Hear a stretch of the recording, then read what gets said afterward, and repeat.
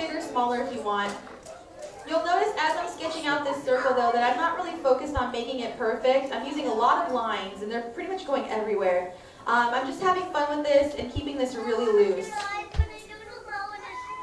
Alright, so there goes my circle. Now I'm going to add in some construction lines to help me anchor down the facial features. I'm going to have him looking at what's called the 3/4 angle, which means his head's going to be slightly tilted just a little bit, and it's going to be looking towards those doors that you just entered in through. So from the top to the bottom, I'm going to add in a curved C-shaped line here that's going to wrap around the surface of my circle. So it's no longer a flat surface, but now we're getting the sphere shape into this here. It's getting a little bit more dimension to it. From left to right, I'm going to add in another line, and that's going to be more of a stretched out letter U. This will also be wrapping around our circle's surface here. So now it's going to start to look like a beach ball, which is just fine since Olaf likes summer. Alright, there is our foundation. Now we can actually add in some of the facial features. We're going to start off with the outline of his entire face. We're going to do a portrait of Olaf, which means we're only doing his face, not the body. But if you want, you can add the body in afterward. I've seen that happen many times. We're going to start off with the feature that takes up the majority of his face, and that's going to be that smile and that overbite. He's a really, really big overbite, super silly. So on the edge of my circle here, over next to my horizontal guideline, I'm going to add in this C-shaped curve that's pointing away from the edge of my circle here. From the end of that line, I'm going to add in a curved line that's going to point downwards, and it's going to sit just a little bit lower than the bottom of my circle. This is the top of that overbite here. Now his smile's so big that it takes up all of our circle here. So I'm going to go over to the other side, and on my circle's edge, I'm going to add in what's called the smile line. Just a little rainbow sitting right on top there.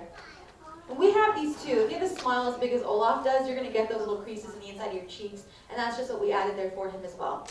Now to close off his smile, I'm going to add in a series of very, very light U-shaped lines here from the edge of this line all the way to the center of my smile line.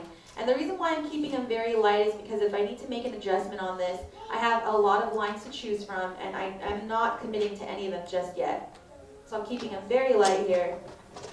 And we actually won't be darkening in anything right now. We're going to leave everything really light, and then we'll go back and start to lock in some lines.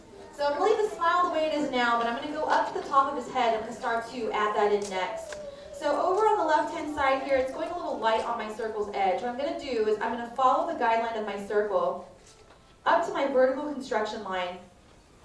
I'm going to pass that just a little bit, and then from there, I'm going to bring an angled line down that's going to sit about even with the smile line here. So it's going to carve off a portion of our circle.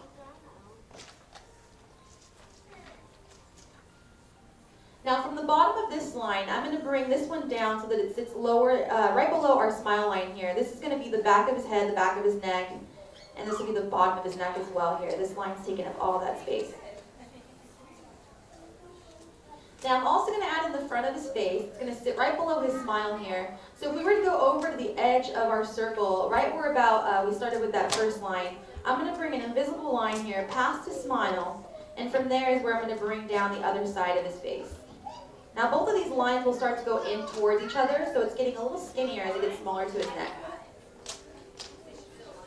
Now I'm going to close this off with one more curved line. And that'll be his portrait there. So we have his complete outline, and can anyone see him yet? No, not really, huh? He just looks like a basic generic snowman. We got to start adding in those features that make him look like Olaf. We're going to start off with one that sits below that smile, and that's going to be his large buck tooth. That thing is so big and so cute. So we're going to bring out two curved lines for that. The first line is going to have the same angle as the front of his face here. It's going to sit on the outside, right about there. The next line is going to start from about where both of our construction lines meet here in the center. I'm going to bring that down till right about there. And I'm going to close off this tooth here with one more curved line. Now this is going to be the feature that we darken in first. We're going to lock this in first, but what we do as we go throughout our entire tooth here is that I'm going to wrap around any sharp edges or corners that I might have gotten on the tooth with my lighter lines. And the reason for that is because we don't want it to look villainous or menacing. So if we close off this tooth and make it look nice and round, it'll look friendlier. Normally if you have sharp edges, they start to look a little mean, and we don't want that. Alright, so now that his tooth is locked in, we're going to go back and lock in his smile as well. Because right now that is still kind of light. So I'm finding my favorite line here on the smile. And I'm bringing this all the way till it touches the top of his tooth here on both sides. And I'm going to stop right about there. Just start getting in that portion of his smile. Nothing else. Alright, now, that was a lot of steps. How are we doing? Pretty good? Alright, so most of us are just really concentrating on our artwork. We're super quiet. I'm just taking that as you just being so shocked at how amazing your artwork is that you can't tell me. And that's okay, it happens to the best of us. So in situations like this, I usually ask for a thumbs up if you feel pretty confident about your artwork at this point. Oh, good, look at that, it was correct. All right, so cat did just get your tongue, or snowman's got your tongue. All right, down. You were also like, I want my eraser, so I feel you, that's all right. Okay, now I'm going to ask one more important question. I want to hear an answer from everyone. Are we having fun? Yes! Awesome, even an applause, I love that. All right, now the fact that you're having fun means that you're doing everything 100% correct. So even if you're not feeling too confident about your artwork, the fact that you're having fun means you're doing everything right. All right, we're going to move on up now. We're going to add in the next feature for Olaf, and that's where he gets all of his expression. Can anyone guess what feature that is? The eyes, exactly. That's where we get all of our expression from. Now we have them turned just a little bit, so we have one eye in complete view and one eye in partial view. So keep that in mind. We're going to start off with the eye that we don't have in full view, and that's going to be over here on the left-hand side. In between the edge of his face and my vertical construction line, I'm going to add in a narrow oval. And I'm just keeping it very light at the moment. I'm not going to darken these eyes in just yet. Now for the eye that we have in full view, that's going to resemble more of a circle, and that's going to sit right next to the eye we just sketched out. And I'm bringing these lines all the way around, carving the shape out on my page, much like we did the original circle. And the reason why I'm keeping these light right now is because we need to add in a feature that sits right below them and might actually carve into the eyes just a little bit. That being his nose, and what's his nose made out of? Carrot. And he's always trying to eat that carrot. Sven, yeah, and it's pretty gross that Sven and Kristoff share these carrots. It's just, I can't with the reindeer slobber, I just can't. All right, we're gonna add in that nose. We have to add in some guidelines to get the nose in place first, and then we'll go back in and darken those lines later to give it some more texture. For the first line, it's going to sit right here on my vertical construction line. I'm adding the C-shaped curve here. And as far as the length of the nose here, if you want, you can add in a little itty-bitty unicorn nose and have that sit right in the inside of his face. Or you can have it go out further, and that can give just a longer carrot nose. So I'm going to do that. I'm going to bring out my line and have it sit just outside of his face there. Now for the top, I'm going to bring out a very tall rainbow-shaped line here, going from the top of my C-shaped curve all the way over to that mark I gave myself. And then from the bottom, I'm going to give myself a stretched out letter U shape here. So we have almost this cone or cylinder type shape for his nose right now. And it doesn't really look like a carrot, so what we need to do is you got to go back in, and when we lock in our lines, we're going to lock them in just a little bit differently. We're not going to follow this exact shape. We're going to make this look more like a carrot. So on the top, I'm following my guideline to the highest peak here. I'm going to dip on down into my shape just a little bit, give this a carrot bend. Going back up onto my guideline and touching at that point there. Now I'm going to follow down towards the bottom, and as I do that, I'm going to bring this up just a little bit into the shape. I'm going to overlap my line and hit my base. And that is going to be the shape of this carrot. Now, as we go throughout this carrot here, you're going to start to add in these C-shaped curves or these curved lines just to give some more texture on the inside here. All carrots have these, and they're very random. This just shows some more texture in the inside, so we start to get that carrot feel. Now, once you have all these lines in place, you can use the side of your pencil, almost like you would a crayon, and you're going to shade the nose in with a light shade of gray here, just to add in some contrast. Since right now everything on Olaf is snow, he's all white, so we want to make sure we show that this carrot is not white, it's actually orange. So we're showing that with a little bit of contrast here. It's also really making it stand out nice and dark. All right. Now with the carrot in place, we carved into this eye just a little bit, which is why we kept it light. Now we can actually go back in and start to lock in those eyes. We're going to add a few features for them though. I'm going to add in some eyelids here at the top. So add in a thicker line here at the top. I'm also going to add in a cheek on the side here so that this smile line is pushing up on something.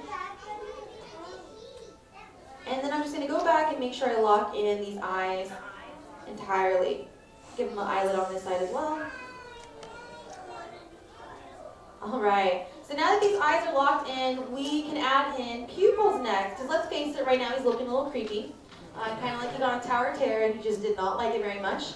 I'm pretty sure a lot of us can relate to that, right? Yeah, alright, yeah, I'm not the only one, thank you. Okay, so we're going to add in those pupils. You can add in hearts, you can add in stars, swirls, little tiny suns if you want. You can add in any shape that you want for this pupil. You can even have them looking googly-eyed or cross-eyed if you want to. That's really up to you. I'm going to add in some basic circles, and I'm going to have those sitting right in towards the center here. I'm going to have them looking at you folks, actually. I'm bringing out these circles here, and I'm making sure that they are a separate shape from the circle that we used for his eye. If you have a half circle sitting on the inside in here, he'll start to look a little cross-eyed. Or if you have one up here and one down here, he'll look googly-eyed. So if that's what you're going for, that's where you'll want to place those pupils. But I'm having them nice and even here, about level with one another in the same size. Alright, so now that I have these locked in place, I've darkened them up just a little bit. I'm going to do something else with these pupils as well. I'm going to add in a gleam in the eye. And I'm also going to darken these in, leaving that tiny little highlight blank. Now in doing that, that's also making it stand out. So it looks like he has some sort of reflection of light coming into those eyes just a little bit. Now, he's missing something at the top of his eyes, right? What is he missing? Eyebrows. Missing eyebrows. He's got really thick ones too. So we're going to add a few lines to create these. I'm adding in a short number 11 here on either side of my vertical construction line. And then I'm going to bring these lines out over to the edge of his face for one eyebrow. And then I'm also going to add one on this side as well, having it dip down right next to his eye just a little bit.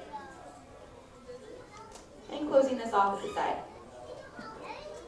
Now you can shade these in. Once you have them darkened in there, just go back there with a light shade of gray, similar to the one that you used for his nose, and shade that in. You can even add in a brow ridge here at the top. And for our final feature, we're missing his hair. He's got 3 sticks of hair out of the top of his head, the tallest being the one in the center. You said it, I know. Alright, so right at the top, I got one long stick here, pointing right up towards the sky. Right now he looks like alfalfa. And then we're going to bring 2 short ones on either side.